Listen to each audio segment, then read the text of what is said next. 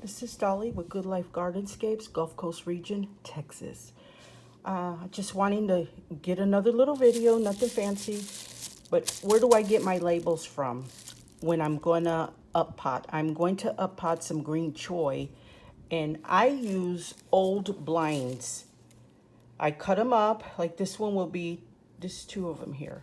So this one will be 8 pieces, and I will write on there what it is and stick it in the thing. I don't, all the suggestions I make usually don't cost anything. They're just things that you probably have laying around. Uh, I try to teach people how to garden, but I don't want you to have a $10,000 garden. I want you to spend $30 and get hundreds of dollars worth of produce.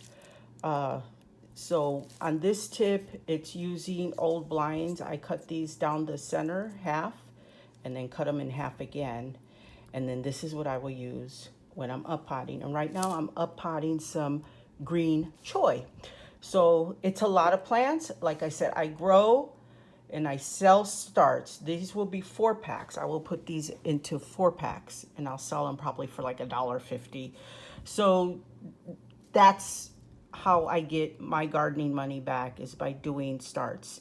And I have done previous videos and I hope you watch them and just learn from them, because I see so many gardeners out there, but these gardeners, believe it or not, are professional gardeners. These are people who have businesses and things. So when they're teaching, oh, this is what I learned after 13 years, after 20 years, what's happened is they've had to learn to do things a little differently because they're mass producing. They have tables and tables. I don't have tables and tables of anything. I only sell to my neighbors, and that's it. You know, I don't, I'm not trying to learn lessons that really aren't necessary for me. And I try to learn lessons on my own so that they're easy to achieve lessons with people like us, in having a regular home garden and maybe selling a couple of sets, nothing fancy. So that's one of the things. This one is, I use old blinds to make all of my stick labels, and then I'll do a little video after I'm done up potting everything. And yes, these are little, they don't even have their primary leaves, and I will up pot them because I don't want them to get any longer than this.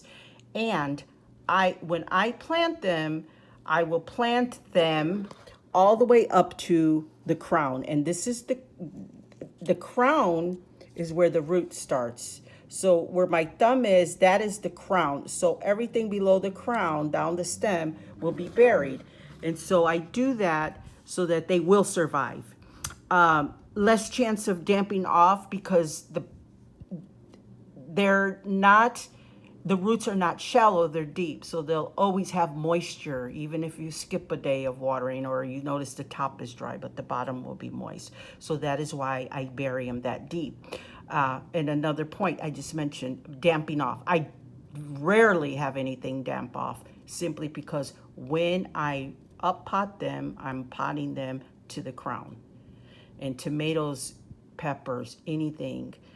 So I'll put, and these actually, I've had them outside for a couple of days already. I just made sure they were super moist, and I made sure that they only got the sunlight in the morning. I put it on one side of the carport so that they get that reprieve from the sun after about 12. So that's another thing about hardening them off. By the time these are ready to be sold, my gardeners, the people who buy them, will not struggle. In fact, many had come back and say, wow, those plants were really successful. Also, damping off, I don't feed them. A lot of people, oh, put a little fertilizer in them. Since I'm using compost, I don't fertilize these. I allow the people who buy them to choose their own fertilizer, or even if they're composters, to use compost to top dress their plants, and it will feed all the season, which is, these will be ready to start eating probably in about 2 or 3 months. And green choy, actually a small choy. These will be ready to eat in about a month and a half. Actually, they're pretty quick growing. Like most Asian vegetables, I've never struggled with any Asian vegetables.